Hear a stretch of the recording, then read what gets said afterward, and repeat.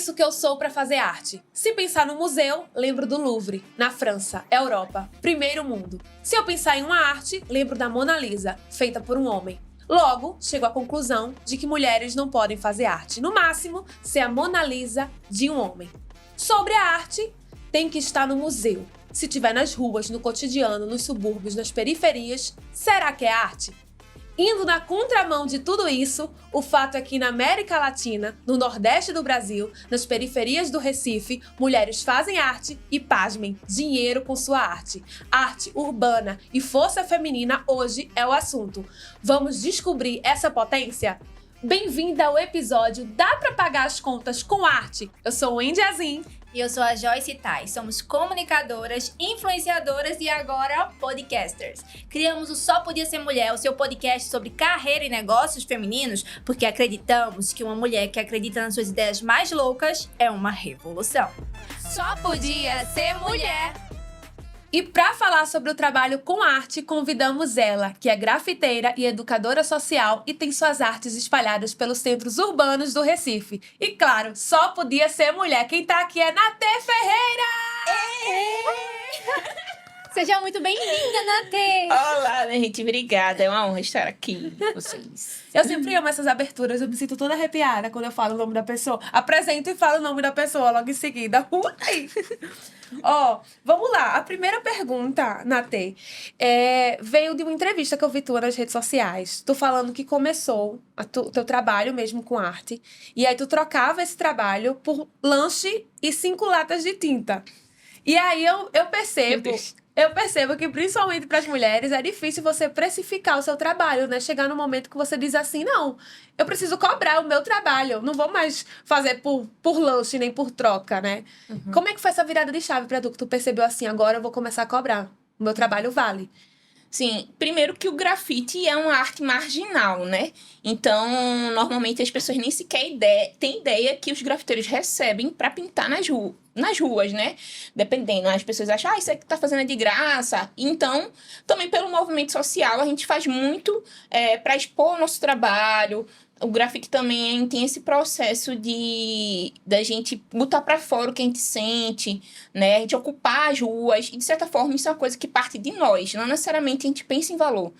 Então, quando eu tive que entender que o grafite deixaria de ser só o meu hobby e passaria a ser minha profissão, aí eu comecei a entender, né, esse processo assim também. Até porque eu achei que nunca poderia viver de arte. Né? Então, tinha essa dificuldade de entender que eu poderia trabalhar com o meu trabalho, né? Uhum. Então, eu fui começando a entender mais com outros artistas também. Comecei a ser assistente de artistas mais antigos, grafiteiros da velha escola. Eles começavam a me dar toques também. Quando a parede está muito suja, né? A gente já faz o trabalho também de pintor de parede, de revitalização. Então, quando se tem que subir numa escada, a gente tem que comprar um valor maior pela metragem, os dias de trabalho que a gente passa, porque a gente passa horas no sol. Então, tudo isso eu fui compreendendo, né? E as pessoas também começaram a me oferecer valores que nem sequer eu poderia imaginar também. Então, foi todo um processo, assim. Acaba sendo um trabalho até com você mesma de autoestima, né? De assim, não, eu mereço fazer esse trabalho e receber por esse trabalho. Uhum. A gente fala meio rindo assim, porque chega a ser surreal o fato de como a gente precisa se sentir tão pronta para poder cobrar pelo que é o valor do nosso trabalho, né? Uhum. Eu queria saber, assim, de tu foi outras pessoas, outros grafiteiros mais antigos que te passaram isso? Não, cobre esse empoderamento, digamos assim. Tu é formada, né? Isso em artes visuais pela UFPE. Então, tu não tava ali pra brincadeira. Sim. Né? Mas quando eu entrei na universidade, eu já era grafiteira. O grafite me transformou numa universitária, vamos dizer assim, né? Porque antes era só uma brincadeira, né? Uma necessidade de estar na rua, né? Principalmente a gente como mulher, é muito perigoso uma mulher estar na rua, né? Ela poder sair sozinha, ela poder estar de costa para o asfalto. Então, era um processo também de ocupar, né? Mas eu também, como uma pessoa periférica, que não tinha dinheiro para sempre estar pintando, então eu acabava pintando para receber o dinheiro para comprar minhas latas, né? Então, eu aprendi também junto com a ONG Coros da Manhã, né? Que é uma ONG que fica lá no Totó. E ela nasceu do hip hop, do grafite, e os fundadores são grafiteiros, né? Eu comecei a fazer oficina lá, junto com outras juventudes em vulnerabilidade. E aí, eles foram me dando dicas, me chamando, viram que eu estava fazendo trabalhos muito dedicada, né? Então, eles viram que eu era uma aluna que me dedicava, que tinha um futuro. Eles viram esse futuro em mim, que nem eu sabia que poderia ter, né? Então, eles foram me ajudando, me dando dicas, assim. Foi muito especial. O que eu acho interessante na tua fala, que quando a Andy trouxe essa questão da dificuldade de saber cobrar, é muito doido a gente pensar que pessoas pagam tão caro por objetos, né? Tipo, bolsas super caras e tal. Mas quando a gente fala sobre o trabalho, sobre alguém que vai sair da sua casa para trabalhar, a gente sempre pergunta: dá pra fazer por menos? Sempre tem essa questão. Eu acho que é por isso que a gente tem medo, muitas vezes, quando tá iniciando, de cobrar. Porque a gente não quer perder, às vezes, aquele cliente, porque aquele cliente, às vezes, é a única oportunidade, é a primeira que a gente tem. Então, como é que eu vou falar o meu valor? E se ele disser não? Então, eu cobro baixo pra eu poder começar. Porque o mercado de trabalho quer que você tenha experiência, mas eu preciso ter a minha primeira experiência. Sim. Então, é um desafio. Então, pensando nisso também, sobre monetização, trabalho, quando a gente vai escolher o curso que a gente quer fazer na faculdade, aí a gente sempre pensa, quanto é que eu vou ganhar nisso? Então, assim, você escolheu artes visuais, você falou que antes de fazer artes visuais, você já era grafiteira, então foi o grafite que te levou. Mas como foi esse processo para tu escolher esse curso e falar, é isso que eu quero fazer, eu vou viver de arte? Então, todas as mulheres da minha família, elas entraram na universidade através das artes. Todas as primeiras pessoas da minha família foram mulheres negras também. Então, eu tenho minha mãe de letras, minha prima de artes cênicas, eu de artes visuais. Então, de certa forma, a arte sempre esteve na minha vida, né? Só que profissionalizar isso, que era uma coisa que eu não queria, porque eu já tinha feito, né? Estudei nos cursos técnicos da vida, né? Do ensino médio. E sempre foram na área de exatas. Porque eu queria sair dessa realidade de não ter grana, né? E eu sabia que viver de arte ia sempre ser um sufoco, né? Então, eu fugi desse caminho, mesmo tendo a minha família me incentivando, né? Já cheguei a ser professora de informática básica, fui técnica de relógio de ponto, de conserto de relógio de ponto. Então, eu fiz todas as profissões na área de exatas para poder entender que eu poderia viver de arte, assim. Então, foi muito nesse processo de tentar tudo que eu poderia, até que eu vi que eu não tinha outro caminho sem ser viver desse processo, sabe? Mas foi importante também, na nossa caminhada, por exemplo, entender essa questão de sistematizar o trabalho, sabe? Entender cálculo métrico da parede. Então, tudo isso se tornou o que eu sou hoje, assim. Você descobre que para ser artista, você tem que saber mais que arte, né? Mais que arte. E exatas, muito, muito financeiro. Cálculo de tinta, quantas latas eu vou gastar para essa parede. Tem todo esse processo. Pois é. Eu tô olhando pra Naté e eu tô lembrando de algo muito grandioso que ela fez, né? Muito grandioso. Gente, quem passa aqui pelo Recife... Tu me lembra o nome do edifício, Naté? Edifício Almirante Barroso. Pronto. Na Rua Riachuelo. Na Rua Riachuelo. Quem passa bem aqui no centro do Recife vai ver um mega mural que vocês não estão entendendo, gente. É praticamente do tamanho do prédio todo. E foi feito, assim, com uma super estrutura, uma preparação que Naté teve que passar, assim. Você vê Naté e você não imagina que a potência dessa mulher de fazer um trabalho como esse. Eu até anotei aqui, foi necessário uma plataforma elevatória. Eu tava vendo as imagens, gente, me deu frio na barriga, porque é muito alto, né? Ela teve que lidar com equipamento de segurança, com treinamento. Eu queria que tu falasse... Pra quem não tá ouvindo a gente e quer ver, não viu ainda, procura no Instagram dela. Mas eu queria que tu falasse sobre essa experiência, porque, assim, fica passando, assim, na minha mente e foi sensacional, assim, muito... Assim, parabéns pelo trabalho, porque foi incrível. Porque Recife, ele não tinha essa cultura das empenas. As empenas, que a gente chama, traduzindo, é aquela faixa cega, né, dos prédios, né, que não tem porta nem janelas, que os grafiteiros usam pra pintar. Tem muito em São Paulo, né? Muito em São Paulo. Eu já viajei pra São Paulo. Inclusive, minha primeira empena não é em Recife, foi em São Paulo. Eu tive que pintar lá, aprender como é que funcionava. E a cena do grafite se uniu aqui em Recife como um movimento e reivindicou a Prefeitura do Recife um edital público para que os grafiteiros pudessem se inscrever, mandar suas ideias e politicamente, democraticamente, na verdade, a gente poder acessar esse espaço, né? Ocupar esse lugar dos grandes murais. Então, eu, junto com a minha amiga, é um trabalho em dupla, né? Com Fanny Lima, que é a grafiteira. Sim, até anotei aqui, Stephanie, o nome dela, né? Stephanie Fanny. E aí, eu pensei, quando o edital se abriu, né? A gente fez, amiga, e aí? Vamos pintar? Aí ela ficou naquela, né? Acho que não vai ter condições e tal. E eu falei, não, vamos embora. Eu fui lá na casa dela, a gente já começou a elaborar. E a gente entendeu que nós duas somos de Maracatu, né? Antes de ser grafiteira também, uma das minhas histórias, que eu sou cria de Maracatu, né? Fui uma das adolescentes que tocava em movimento social também. E sempre fez parte da minha vida a cultura popular. E eu quis homenagear, né? E a gente pensou nessa imagem de uma rainha sendo coroada, que é a grande história do Maracatu. E embaixo, de cabeça para baixo, que foi o trabalho que Fanny fez, a boneca, né? Que é a calunga, que a gente chama, que é esse ser espiritual que protege o Maracatu. Então, a partir disso, que a gente passou em primeiro lugar, né? Foi uma... não queria falar muitas polêmicas, né? Mas teve algumas polêmicas, assim. As pessoas achavam que a gente passou por outras questões, né? Por exemplo, o edital ele dava uma pontuação extra se sua equipe fosse diversa, né? A minha equipe era formada majoritariamente por mulheres e pessoas negras. E sendo que era só um ponto e de Aí todos colocaram os outros. isso como, então você não merece. Foi cota. Passou Ai, por cota. gente, sério? Mulher, tu não sabe. Ai, pelo amor de Deus. E assim, foi muito importante pra gente ocupar aquele espaço, porque eu já tinha uma empena antes. Então, eu já sabia fazer, já era profissional, já entendia como era o processo. Então, a gente teve uma questão de movimentar uma cena, de criar uma economia para pinturas em grandes murais, né? Porque não existia isso no Recife, né? Então, hoje tem empresas que se especializam de engenharia para alugar equipamentos de elevação, né, de segurança para grafiteiros, para a área de arte. Isso não existia antes, né? Então, a gente teve que fazer curso em NR35, nome de curso, para processo em altura, né? Colocar todos os equipamentos de segurança. A gente não podia trabalhar sozinho, a gente sempre tem que estar com outra pessoa, porque se tivesse mal súbito, de um passar mal, o outro poderia ajudar, né? A máquina também, se desse qualquer trava, a gente ficava lá, parado, né? Até alguém vir resgatar a gente.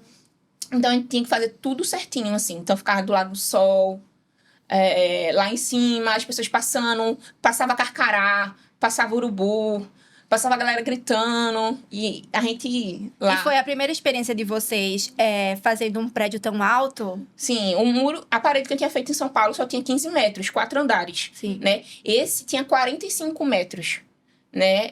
Então, fora os 2 andares dele antes da pintura, né? Então, foi um mês pintando todos os dias em horário comercial. A gente só folgava nos domingos para eu lavar minha roupa. É um trabalho, amiga. E aí, é uma equipe gigante, assim, time movimentou a cena, assim. Tem produção, tem audiovisual, assistentes, operador de balancinho. É muito interessante isso que você falou, movimentou a cena. Antes não tinha esse edital, vocês tiveram que correr atrás. Sim. Aí eu acho que é um pouco que a gente pode falar da importância dos coletivos, né? Sim. Porque a gente vê muito, eu acho que quando eu entrei na faculdade lá no CAC, você é do Centro de Arte e Comunicação, a gente adora esse centro, né? A gente é de lá. A gente sempre está as convidadas de lá. A gente via muitos coletivos, sempre tinha coletivo, e eu não entendi inicialmente qual era a importância. Mas depois a gente percebe que, na verdade, é uma galera que se junta para que projetos como esse sejam possíveis, e aí não só movimenta a cena do artista visual, movimenta, por exemplo, do videomaker, como você falou. Sim. E isso é muito incrível, né, Nath? Sim, e também entender também que a gente não consegue fazer nada sozinho, né? Pode até... Tem gente que se fala, porque eu consegui fazer tudo só. Mentira. Pode até certas partes você faz um esforço também, né? Por exemplo, o projeto da Empena, eu escrevi junto com a minha amiga. A gente participou de todos os processos. Desde inscrição burocrática, documentação, né? Lista de material, tudo nós fizemos. Mas a gente fez junto com uma equipe gigante, assim. Então, a gente dividia cada parte, né? Sim. Então, eu saberia que se eu chegasse lá pra gente pintar, ia ter uma água, ia ter a máquina pronta já. Então, tudo isso... junto com a equipe, assim. Foi incrível, assim, trabalhar em coletivo, né? E esse teu processo criativo, tu falou um pouquinho sobre até do que você fez, né? Trouxe o maracatu, você traz muitas suas referências, mas como é que funciona esse processo? Tipo, tem um edital, eles já sugerem alguma coisa, dá um briefing, ou é você que chega e fala, essa é a minha assinatura, é isso que eu faço? Como é que funciona? Normalmente no grafite a gente olha a parede, o espaço que vai ser pintado, né? Eu sempre gosto de interagir com o espaço, com a parede. Por exemplo, se a parede é muito horizontal, eu vou fazer um desenho de uma forma. Se ela é muito vertical, eu vou fazer ela de uma outra forma. Se ela tem uma casinha assim, a pontinha da casa, aí já vou pensar, poxa, isso aqui vai ficar massa dessa outra forma. Então, o grafite não é só arte pela arte, a gente entende o muro como um suporte que faz parte do processo do desenho, né?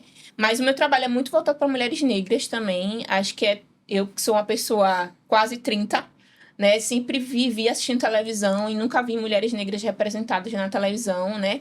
Sempre de uma forma de subalternas, né? Como empregadas domésticas, enfim. Então, eu sempre quis retratar mulheres negras, né? E sempre nessa questão do corpo também. Então, meu desenho é muito figurativo, tem muito desse rolê dos braços, das pernas, do rosto, das expressões faciais. E a partir daí eu vou trabalhando sempre no tema. No caso da Empena, que a gente pintou aqui em Recife, o tema era Recife Cidade da Música, que é um prêmio que o Recife tem na Unesco. E aí, a partir daí, a gente pensou, música, maracatu, minha vida. E é muito importante a gente se colocar no nosso processo, assim, que eu acho que é o diferencial de qualquer arte, assim, a gente se estar naquele lugar, sabe? A gente também se vê naquele processo. A gente tá falando desse mega mural, né, que é tão impactante, assim, é gigantesco pelo tamanho também, e também por ter sido formado por uma equipe diversa, enfim, são muitas importâncias, digamos assim. Mas Naté não tá só, né, na Rua do Riachuelo, não, gente. Eu até anotei aqui, ela tá no túnel Josué de Castro, que é um dos principais daqui de Recife. A gente vai passando pelo Recife, no nosso cotidiano, no nosso dia a dia, a gente nem percebe, né? Mas os grafites de Naté tá pela cidade toda do Recife. E eu quero saber uma coisa, Naté. Em algum momento tu pensou assim, logo no começo da tua trajetória, eu preciso me destacar, eu preciso fazer projetos tão importantes como esse, eu quero participar disso, eu quero ter a minha importância, digamos assim, dentro da cena do grafite. Sim. Como é que foi essas estratégias, hein? Porque assim, a gente entra no mercado que às vezes parece estar saturado. Muita gente já tá fazendo grafite, muita gente já tá fazendo tal coisa. Pra que eu vou fazer? O que eu vou contribuir, digamos assim? Como é que foi esse processo pra tu? Aí, então, no grafite a gente vai pintando, brincando, sempre em coletivos também. Acho que você estar no meio dos seus amigos te fortalece a você querer ir, né? Então, normalmente as pinturas a gente marca um final de semana, a galera vai tomar uma cervejinha, a gente já vai pintando, levando sol, né? Então, era uma coisa também de fortalecer vínculos, né? E o grafite, nesse sentido, eu aprendi muito de mulheres. Acho que eu sou uma das poucas da minha geração, né? Hoje a gente já está formando outra geração, né? Que veio de mulheres. Normalmente as grafiteiras nascem, né, a partir de uma relação com um homem, né? Então, ou um namorado, um irmão, né? Então, eu vi essas meninas brincando, pintando, né? Vendo seus trabalhos finais. Mas quando elas acabavam esse relacionamento com esse cara, ou elas viravam mães, elas fugiam, né? Elas saíam do movimento. Porque o único vínculo que elas tinham eram com esse homem, né? E aí eu via mulheres indo, voltando, né? E eu continuei nesse processo, assim. Acho que também ser um pouco desse rolê da comunicação, de poder viajar para vários lugares. Eu sempre fui muito mochileira, né? Então, eu conseguia, do ID Jovem também, vocês conhecem o ID Jovem, que é um projeto para jovens de baixa renda, para viajar para vários lugares do Brasil, de graça. Então, a partir daí, tinha uns eventos de grafite em outros estados, e eu me inscrevia, ia, só com a cara e a coragem, e a partir dali eu comecei a ocupar e conhecer outras cenas também. E o grafite tem essa relação também, né, de ocupação, de trocas, né, e acho que também essa coisa do financeiro, de acabar me destacando, as pessoas me chamarem, eu era muito de atividades sociais, né. Então, as pessoas, eu vou fazer uma oficina aqui na minha ONG, eu vou fazer uma oficina aqui na minha escola pública. Vem me ajudar, a gente pinta. E a galera gostava muito, né? Então, sempre estavam me indicando, assim, foi muito natural. Sabe o que eu acho interessante? Veja, você é grafiteira, artista visual, A gente também trabalha com arte, com criação de conteúdo, e de vez em quando a gente fala sobre isso aqui, né? Tipo, às vezes a gente fica tanto tempo na internet que a nossa cabeça faz isso, assim. Porque a gente não tá observando, né? A criatividade não dá espaço para ir além daquele quadrado, retângulo, na verdade, que é o celular. E você, como você falou, você viajava muito, você ia para projetos sociais, você conversava com muita gente, você faz arte para a cidade e você vive a cidade. E isso é muito importante para estar na tua arte, né? Sim, sim. Porque sempre que a gente tá num ônibus, assim, quando a gente não tá com o celular na cara, né? Que a gente olha pro lado, os muros estão sempre conosco, né? As paredes estão sempre comunicando com a gente. Então, é um momento que você sai daquela tela, sabe? Viver o mundo real, assim. O grafite, ele te permite estar no que é real, né? Que é o caminho, as encruzilhadas, os cruzamentos, né? Então, a rua, cada dia que passa, ela vai se tornando mais perigosa, né? Principalmente para a juventude, né? As mães falam, você não pode ir porque isso aqui é perigoso. Então, um medo da rua te afasta cada dia mais dela, assim. Então, a rua é um momento que você vai se conectar com outras pessoas que você não participam, né? Da sua bolha. Sim. Então, é a partir dali que você vai se reencontrar, se conectar e quebrar o seu próprio quadradinho. Sim. Né? Assim como também na internet também, né? Só que aí você consegue ter conexões mais reais também. É massa quando as pessoas me encontram do lado de fora desse quadrado, assim. Né? E dentro desse processo. Assim, não sei se você respondeu. Respondeu, foi maravilhoso. Inclusive, uma pergunta que a gente queria trazer para você é que tua arte, a gente vê que tem muito propósito, né? Eu vi um post teu que eu achei muito, muito legal, que você falou assim, eu realizei um sonho. Você postou nos stories. Eu tô fazendo aqui o meu corre, e eu tô com uma equipe, eu tô conseguindo pagar essa equipe. Então, eu realizei o meu sonho. Então, eu queria que tu falasse um pouquinho sobre a importância desse propósito que você tem no seu trabalho. Porque tem gente, a gente já conversou um pouquinho sobre isso nos bastidores, que trabalha pelo dinheiro e tá tudo bem, cada um trabalha como quer. Mas assim, a gente vê muito propósito no teu ofício. Então, fala um pouquinho sobre isso. Eu sempre pensei que a arte, ela tem que trazer um motivo social, sabe? Um motivo de impacto. Porque senão ela vira só geração de renda, né? Se bem que assim, até a geração de renda, ela tem um movimento social também, né? Mas ela comunica, né? Ela quebra barreiras. Ela tem qualquer movimento social, qualquer marco na história tem a arte ao lado, né? De quebrar, de desconstruir, de discutir.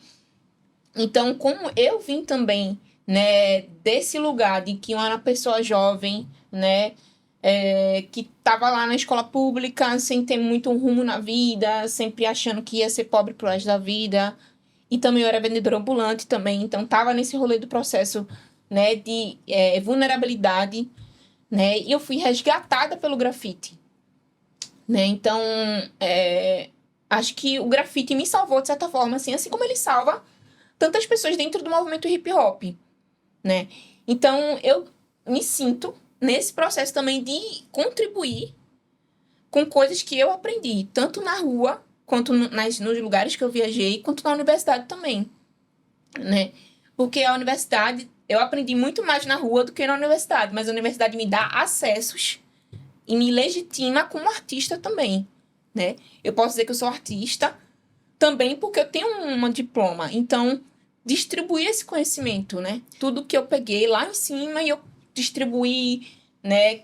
Distribuir também financeiramente é um processo. Sim. Sabe? E é uma luta, né? É muito revolucionário, na verdade, você conseguir entrar no lugar e trazer tantos com você, sabe? É sempre um rolê de uma rede de arrasto, sabe? Sim. A gente vem vindo e vai puxando outros, e eles vão puxando outros. Eu acho isso muito legal, porque a gente fala nesse episódio se é possível viver de arte. E a gente tem que, quando você fala, eu tive acesso à faculdade, e também sou artista por isso também, eu lembrei que querendo ou não, a arte sempre foi vista como um trabalho quando ela tá nessa posição elitista. Como o Andy fala na abertura, né? Se tiver no museu, é arte. Mas se tiver na rua, talvez não seja tão arte assim. Então, quando a gente percebe, por exemplo, o grafite sendo totalmente marginalizado, questionado ser arte, a gente vê também que é porque aquela arte é feita por uma população periférica. E aí, quando a gente vê que essa galera tá conseguindo fazer o corre acontecer, tá conseguindo monetizar, tá conseguindo trazer outras pessoas, porque eu também percebo uma coisa. Todo mundo que vem da periferia, que não nasceu lá na elite, quando a gente tá conseguindo alguma coisa, a gente sente a necessidade de trazer o outro com a gente. A responsabilidade, A né, gente, de trazer. Às vezes até bem pesado essa carga. Eu não sei se tu já Sim. passou por isso, mas eu percebo que isso vem junto com a gente, né? A gente não consegue só ficar olhando, eu crescendo. Até ouvi uma frase, acho que foi do MC Daniel, que ele fala assim, a favela... o favelado venceu, a favela ainda não, porque a favela tá lá, ainda, daquele jeito. Então, ele trouxe esse debate e aí me veio essa reflexão. É porque é muito fácil, por exemplo, uma pessoa que vem numa situação mais privilegiada abandonar tudo e tentar um trabalho da arte que possa ser que ela consiga, ou possa ser que ela não consiga. Até porque não vai abandonar tudo, porque tem toda uma estrutura por trás que envolve família, estrutura, casa própria, às vezes. Você já tem tudo, então abandonar tudo é mais fácil, né? Pra quem já vem de uma família de privilégio. E também a gente tem que entender também, quando a gente consegue puxar mais gente, a gente também tem que entender a relação dessas outras pessoas. Por exemplo, se eu vou chamar uma mãe pra trabalhar comigo, eu sei que em algum momento ela vai pegar o celular pra ver o menino, ela vai ter que sair pra pegar o menino na escola com a avó, né? Eu vou ter que entender todos esses processos de limitações da pessoa, né? Então, é muito uma relação de troca também, entender que a pessoa tem outras dificuldades, né?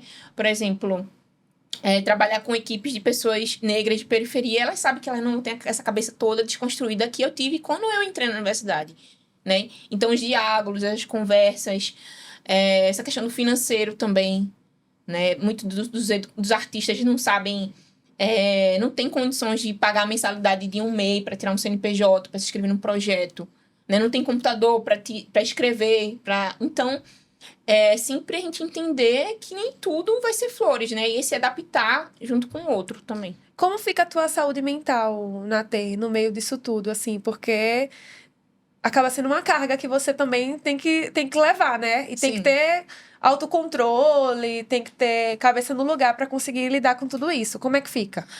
Então, eu sempre prezo pela minha saúde mental. Inclusive, é um dos trabalhos que eu tenho trazido muito, assim, principalmente para nós, mulheres negras, assim, que tem que carregar sempre o peso do mundo nas costas, né? Desse rolê de sempre ser guerreira, de sempre ser forte, né? E quem é que está cuidando da gente também, né? Principalmente a gente que é de periferia, que às vezes o problema não tá nem na nossa saúde, às vezes é um problema de saneamento básico, um ônibus que chega, demora para chegar. Então tem coisas que nem se a gente cuidar com todo o amor do mundo na nossa cabeça, o sistema tá lá e não vai mudar, sim. Mas eu faço terapia regularmente, eu também tenho minha saúde espiritual, né? Sou de terreiro também, então eu cuido muito desses dois lados, assim. Acho que viver de arte, eu escolhi isso por conta de poder escolher onde eu trabalho, para onde eu vou e me cuidar sempre, assim, né? Dar prioridade pro meu cuidado, pro meu processo, porque principalmente tem muitos grafiteiros que não estão nem aí, né? Pra eles já tá tudo bem a gente passar 13 horas, 15 horas trabalhando no sol, né? Então, meus trabalhos não, eu tenho um horário para começar, horário para terminar. Eu tenho um momento de parar para alimentação, então meu horário do almoço, ele certo, eu não passo disso. Inclusive, uma relação de São Paulista, né, sudestina um pouco de trabalho, né, de sempre não respeitar horários de almoço, não respeitar, né, questões de saúde mental, né, e acho que a gente trabalha para isso, né, pra gente viver saudavelmente até o final. Até para humanizar o trabalho, né, porque eu acho que quando você fica pegando assim, sem parar, você meio que tá comunicando que vocês são uma máquina.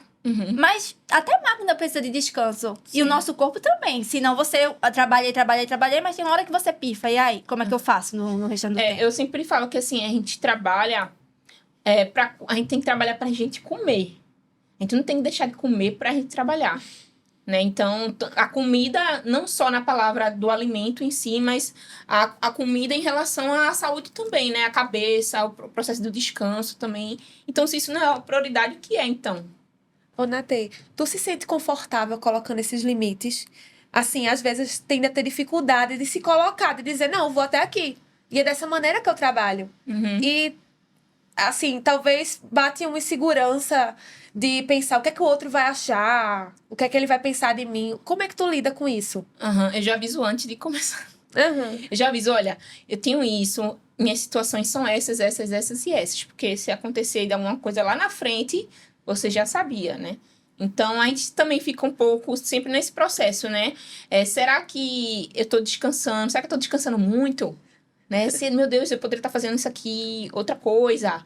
Mas é entender os limites, né? O que que a gente pode fazer pelo outro, o que que a gente pode fazer pela gente também, né? Amei essa frase. Será que eu tô descansando muito? A gente sempre traz essa pauta aqui. Ela sempre vem, na verdade. A gente sempre se questiona se a gente tá descansando muito. Mas às vezes a gente não se questiona se a gente já passou da hora, né? Tipo, ai, trabalhei horrores, mas tipo, Aham. só mais um dia, né? Eu senti muito isso quando, ano passado, eu pintei quase todos os dias e eu tive um início de uma bucite, né?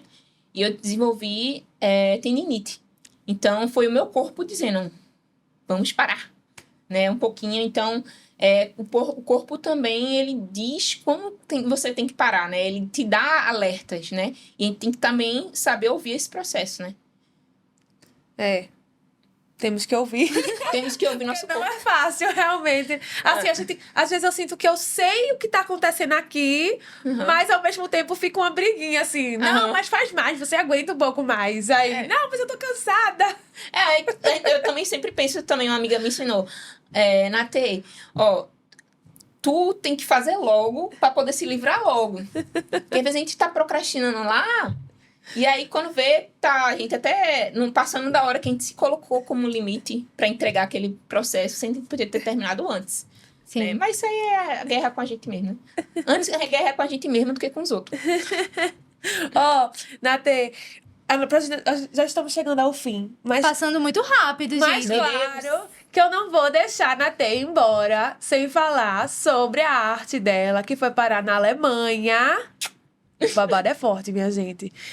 Eu preciso saber como é que foi esse processo de cruzar oceanos. Uhum. A tua arte chegou lá, na Alemanha. Uhum. Como é que é isso pra tu, assim? Qual o sentimento? Como é que foi esse processo? Eu quero saber tudo. Uhum. Eu faço parte de um coletivo que é o Trovoa, que é uma articulação nacional de mulheres racializadas, né? Racializadas que a gente diz mulheres negras, indígenas, asiáticas também. E a gente faz um trabalho, né, coletivo com o Brasil inteiro, né? Então, a partir dali, daquele coletivo, as meninas jogaram no grupo, olha, eu tô pensando em montar uma videoarte aqui do nosso processo, contar nossas histórias. Eu falei, vou mandar. E aí, do nada, eu tava lá, minha arte na Alemanha, assim, sendo exposta. Do nada apenas, né? Coisa pouca, pequena. E também tem uma das artistas também, que ela hoje vive na Alemanha, que é Nega Hamburger. E ela tem uma galeria lá na Alemanha, né? Então, hoje ela me representa lá, que é a Cor Preta, que é uma galeria só de mulheres também negras da América Latina, né? Então, é muito louco, né? Eu estou aqui no Brasil, mas o meu trabalho tá lá, né? É como se eu tivesse aqui, mas não tivesse ao mesmo tempo, sabe?